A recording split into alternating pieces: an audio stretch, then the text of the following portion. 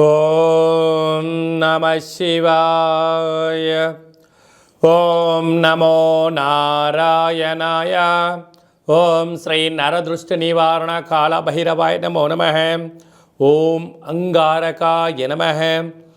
ఓం కుజ అరిష్టేతు సంప్రాప్తే కుజ పూజాంచ కారయేత్ కుజ ధ్యానం ప్రవక్ష్యామి రుణ రోగ శత్రుపీడోప ఉపశాంతయే.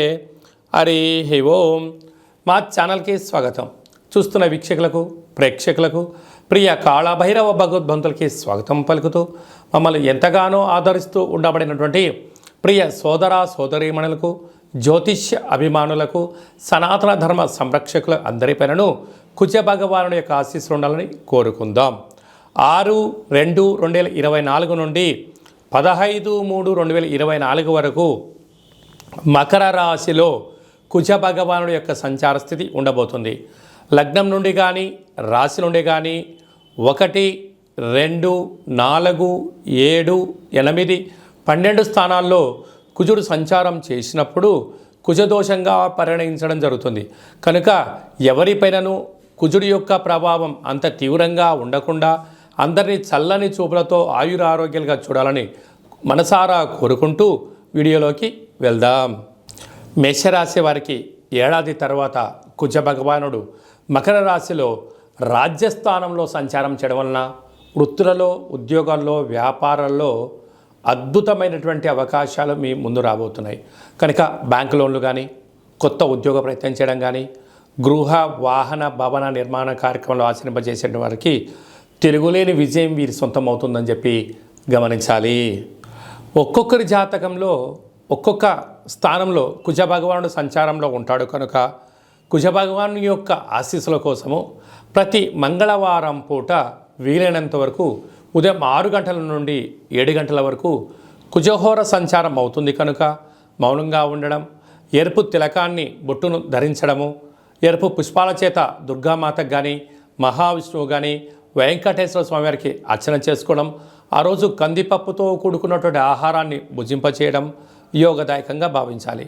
వీలైతే ఒక ఎరుపు క్లాతులో 7 దోషుడుల కందులను కానీ కందిపప్పు కానీ పోసి ఉంచి ఆ రోజు తలాపున పెట్టుకొని ఉదయాన్నే లేచి మంగళస్నానం ఆచరింపజేసిన తర్వాత 7 ఎర్రటి ఒత్తులను తీసుకొని 7 రకాల నూనెలలో అద్ది ఆ యొక్క మూట పైన పెట్టి ఈ యొక్క యజమానికి దిష్టి తీసి ప్రవహించే నీటిలో కానీ లేదా గోమాతకు కానీ బ్రాహ్మణుడికి కానీ దానము చేయడం వలన కుజదోషం తొలగిపోతుందని చెప్పి గమనించాలి. వీటిపైన రుణాలు, రోగాలు, శత్రువులు, వాహన ప్రమాదాలు, ఆరోగ్య పరిస్థితులు అన్నీ కూడా సమిసిపోయి మీరు ఏదైతే అనుకుంటారో అన్నింటా విజయం మీ సొంతం అవుతుందని చెప్పి మీరు గమనించాలి. ఇంకనూ మనం విజయం సాధించగలగాలి అన్నట్లయితే ఈ యొక్క పాత్ర కంచు పాత్ర. మనకు రాసులు 12 ఎలా ఉంటాయో 12 రాసులను ఇందులో అచ్చు వేయడం జరుగుతుంది. కనుక ఈ పాత్రను ప్రతిరోజు మనం పూజ చేసిన తదనంతరము ఇలాగ ఒక్కసారి శబ్దం చేసినట్లయితే ఓంకార శబ్దం రావడం జరుగుతుంటుంది. ఈ యొక్క ఓంకార శబ్దం ద్వారా ఓం కాళభైరవాయ నమః,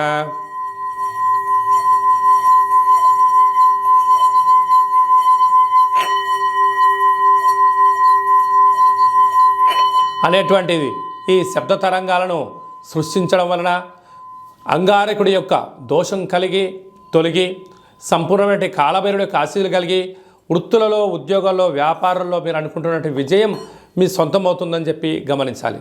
అలాగే మీ వ్యక్తిగత జాతకం తెలుసుకోవాలనుకుంటున్నారా?